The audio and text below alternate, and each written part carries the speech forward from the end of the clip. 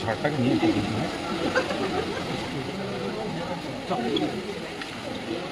একটু ফোনটা নাও, একটু ফোনটা নাও।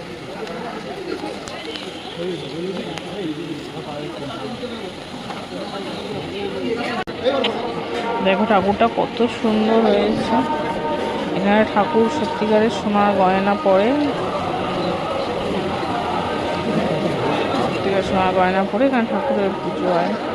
তো আমরা যে সময় গেছিলাম তখন রাত 3টে মতো বাজে, তাও কিন্তু মহালয়ার দিন লোক কম ছিল না।